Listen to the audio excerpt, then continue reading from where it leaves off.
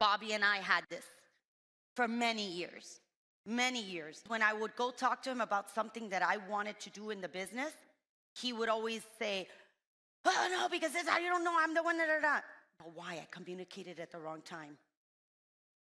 So going to your husband and saying, can we have a date night Friday at 8 o'clock, 7 o'clock, I don't know, Tuesday at 3 o'clock in the afternoon, I don't know. Honey, can we do an appointment so that we could sit down, and I want you to be open ears with me, and I want to communicate something that I haven't been able to, that I need to get off my chest. I need it because it's gonna make me keep on feeling this whole, I have a monkey on my back and I can't get it off, and it's gonna keep me right here stuck, and I can't move forward because it's so heavy. I need you to listen to me. I don't want you to talk. I just need to communicate with you. And you sit down and you let everything go, and you're gonna feel like this. And you know what? If he screams, if he shouts, you have to tell him, you need to, for yourself, you need to sit down and take this in, and you come back to me and communicate what you feel about this. But we need to start communicating in a better form. It's not easy at the beginning, guys. I'm not telling you that Bobby and I did this. I just started learning this maybe 10 years ago. So it's not that Bobby and I started here. These are lessons that I learned. And I'm the one that came up with these 3 steps in our relationship, because we had gone through 2 rough patches on our marriage, and we weren't going to make it through. We were not going to make it through. So it was either this or a divorce. So again, like I said to him when he asked me to go on to entrepreneurship with him, I'm already on the ground. If I fall, I'm not going to get hurt. So this was a way of me not breaking up our marriage, because we were both in the brinks of saying, forget you, I don't need you, We didn't need each other. At that point, we were already knowing what business was all about, right? We could have probably got through. I don't know how good it would have been if we would have reached where we reached today. But when you, at that point, you're like, so I'm like, no. First of all, our relationship, our love for each other was great. So why? We were missing a communication, and we're going to break up our marriage because we can't communicate?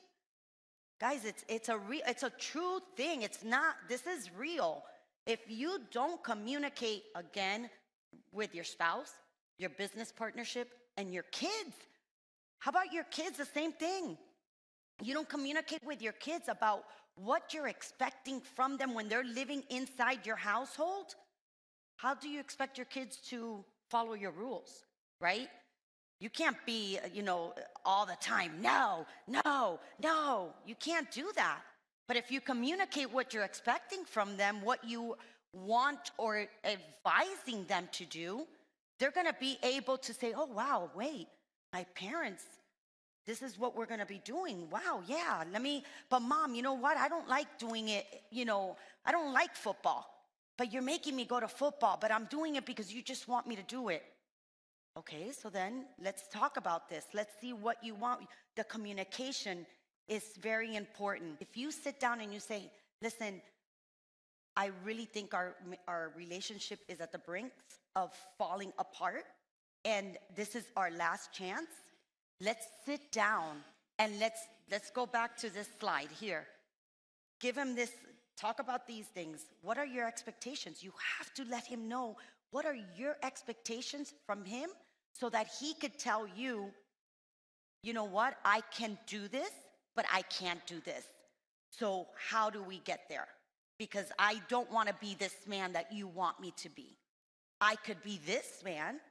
So how do you want to be with a man that's this? Or he might say, I want to be that man. I don't know how to get there. Can you help me? That's what you think, because you're communicating at the wrong time. And if that's the case, then you do need to walk away. Then it's time to say, okay, we are not aligned to be able to reach our goals. That's a complete difference. For Bobby and I, I told you, there was 2 times that we literally were separated.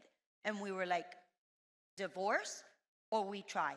And again, what do you have to lose if you try? That he tells you, no, I don't want to do it? Okay, then you know that you did 100% and you tried all you can to make him understand where you're seeing life together with him. And if he says no, then you have to go peace out, high five, and walk out. But communicating is it is so essential. You have no clue, because it is a must. It's a must. And again, guys, this is communicating with your employees. If you own your own business and you have employees and you don't let them know what your goal is for this company, what your core values are, how do your employees know what to do with their employees? They're following your leads. So if you don't explain to them what you want to communicate about, how you want this business to be ran, what is it that you are expecting from them, it's difficult for them to be able to take the lead when you're the leader. So this communication comes across the whole entire spectrums. The next one is compromising. Oh my God. Guys, compromising is not about me, it's all about we, okay? We have to do we. My husband taught me this one. This is the hardest thing for me. This one is really, really hard. But if you don't compromise, how do you think that communication that's coming in, because your wants and needs, like we just talked, her wants and needs are different than the boyfriend's wants and needs, right? So how do you fix that? By compromising. You have to come to the middle. And it's so hard because you're compromising on something that you don't want. That's not what your wants and needs are. But if you're with a spouse, if you're with a business partner, you decided to go into business with a partner, we have to compromise. We have to. On your kids, they don't want to go to XYZ on a Tuesday night and go do whatever you want them to do. Or, it could be church, it could be sports, it can be whatever. Your kids tell you, that's not me. I don't want to do that. Well, guess what? We're going to have to compromise because you're in my household. We're going to do this together. You have no choice, right? So you can't tell your children just because they're children that they can't do something that they want, because you don't like to be told you don't want to do something, that you don't want it, and that they make you do it. So compromising, it's one of the hardest of the three, but it's where the magic happens. This is where the magic happens, because when you communicate something and you both are able to compromise to be able to get to those core values that you have, you're going to reach it. It's not comfortable. It's not fun sometimes. Bless you. But it's the magic. So if any of them, this is magic. So compromising is huge. Your employees, you know how many times I've had employees come to me and tell me, hey, you know what you just implemented in the business, it's not really working. It's not what really is. I'm the one that's out in the sales force. I'm out there in real life, and what you implemented is not really working. How can we fix this? Because it's making it hard on me to meet my goals that you put in place. You have to compromise. You have to sit down on the table and say, okay, let's go. Let's sit down. This is what I want. This is what you're telling me. Let's put it in the middle and see. And then you have this ego because you're the business owner and you don't want to compromise with an employee.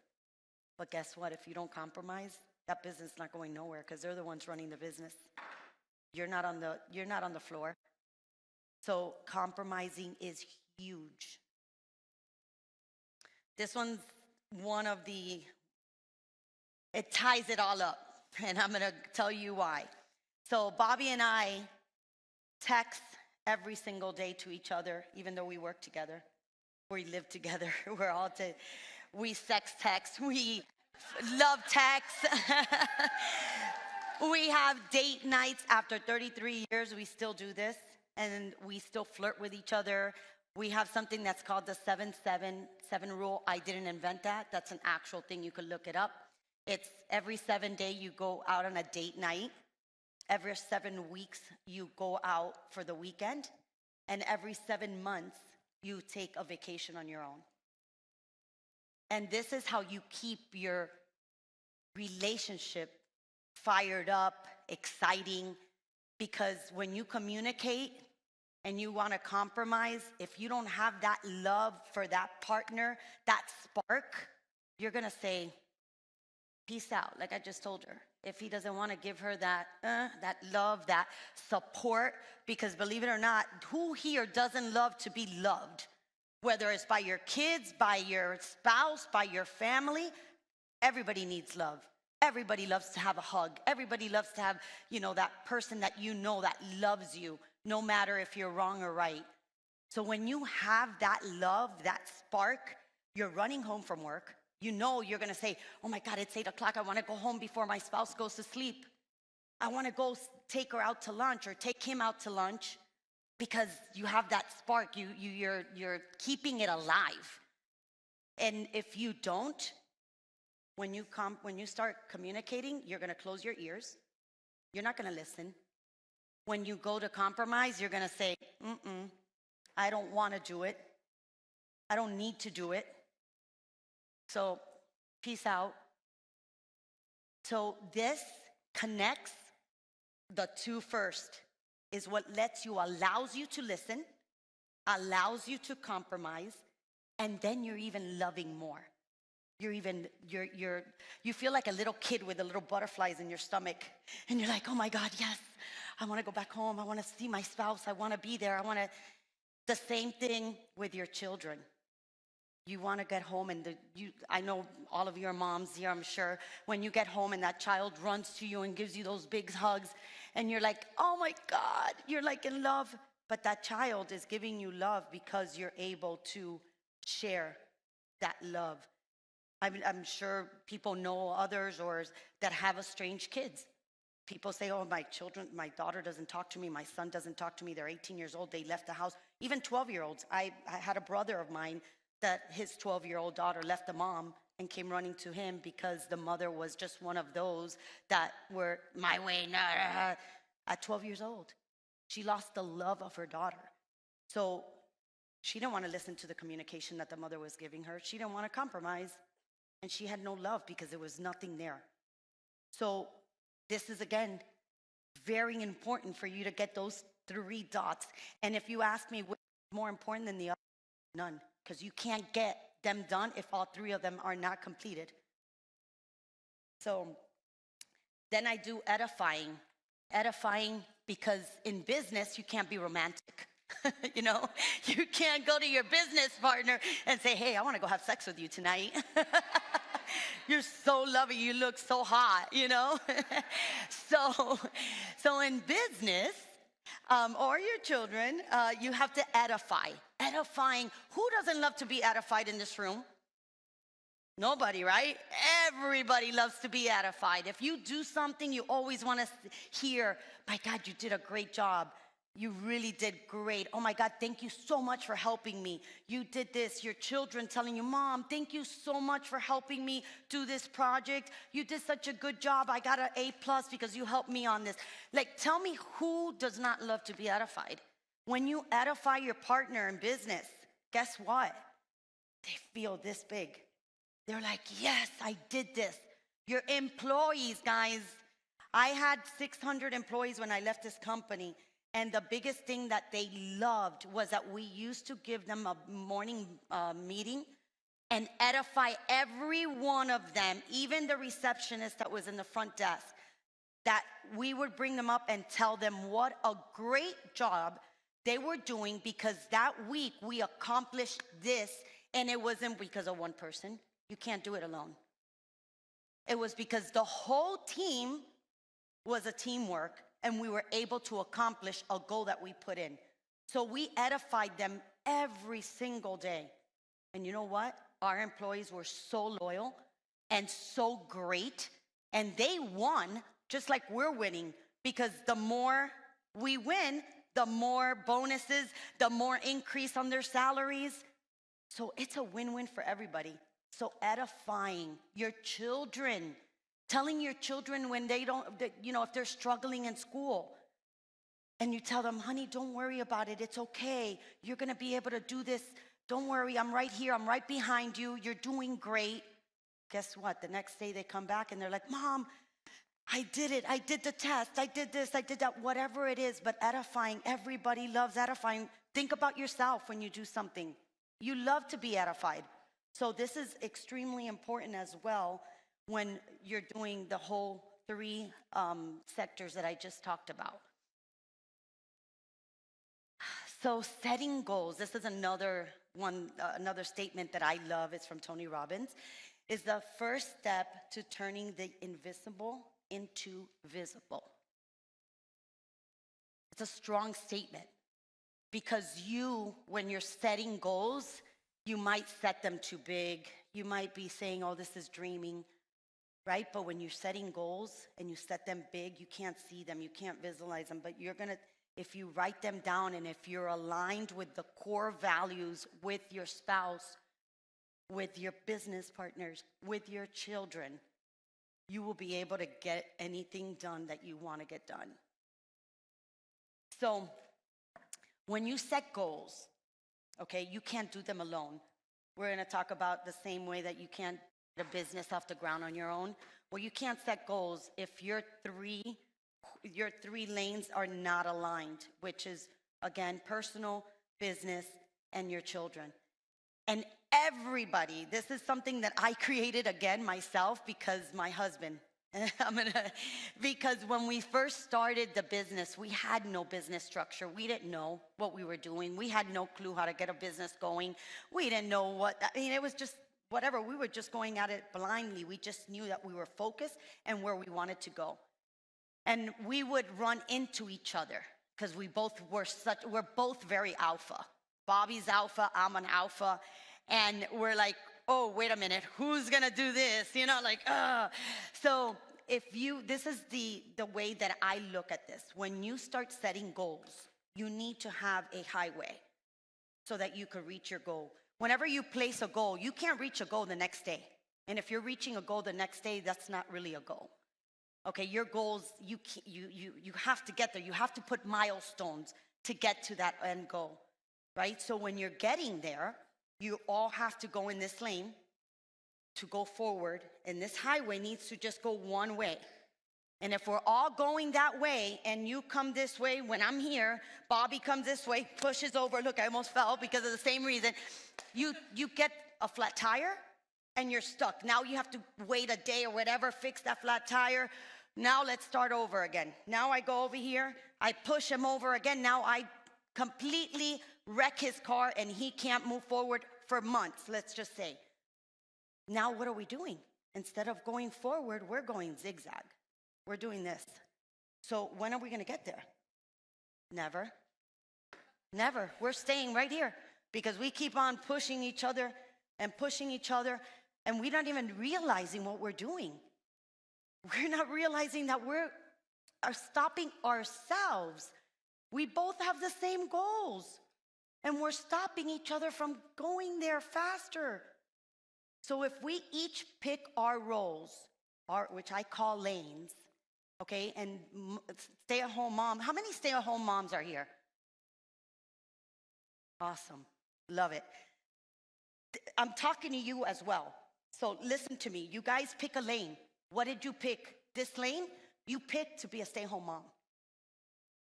You picked it. So make sure that you understand this lane. So when your husbands are out working, making whatever success it is, I don't know if he's an employee, he's a CEO, he's an entrepreneur, I don't know what it is. But make sure that you understand that you picked this role.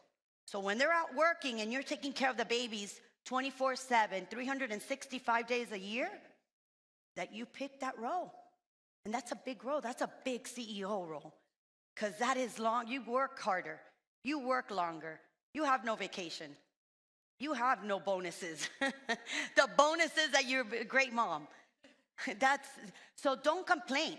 Don't push him out. Don't go into his lane and say, well, you need to help me because I've been home with the kids all day. And you chose it. You chose to be that stay-home mom. You're the CEO of that home. That's what you're there for. So be proud of it, take it, and run with it 100%. That's an amazing trade that you have, being a stay-home mom. Like I said, I wish I would have been able to do it, but I tried it and it failed. I just couldn't do it. I was like, no, I can't. So you pick that role, take it, grab it.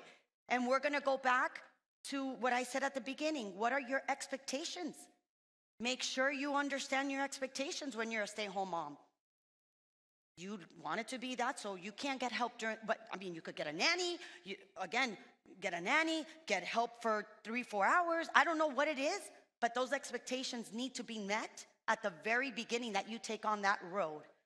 Stay here, because if you bump them off, you're never going to get there. I tell you what, you'll never get there, because you're going to start fighting. You're going to lose the romance. You're going to lose everything you have, because you're constantly fighting, because you're aggravated that you picked this road. This lane is yours. You take a hold of it. And if he's not taking place of the lane that he picked, and he's not doing what he's supposed to do, well, then we need to sit down and communicate, because you're not getting done what you chose you got to do. And those are different expectations. Some husbands are able to come back home at 4 o'clock in the afternoon and help you with the kids so that you could cook, so that you could do things that you need to go do your hair, go do whatever. There's other husbands that work till 10 o'clock at night. That's their role. So what are the expectations? We're going to go back to that first slide that I talked about. Make sure you understand those. And you picked it. If you're a career mom and you only get to see your kids at night to put them to bed, don't feel guilty. Don't feel guilty at all. You chose to be a career mom that only going to see your kids at night and on the weekends. That's great. That's okay. You know, you did it. That's what you chose. So just take it on. I have a lot of moms that come to me and tell me, oh my God, I feel so guilty. I'm working all day long. I only see my babies an hour or two. I put them to sleep, and then on the weekends I only have... Okay, but did you choose that, or are you forced to do that?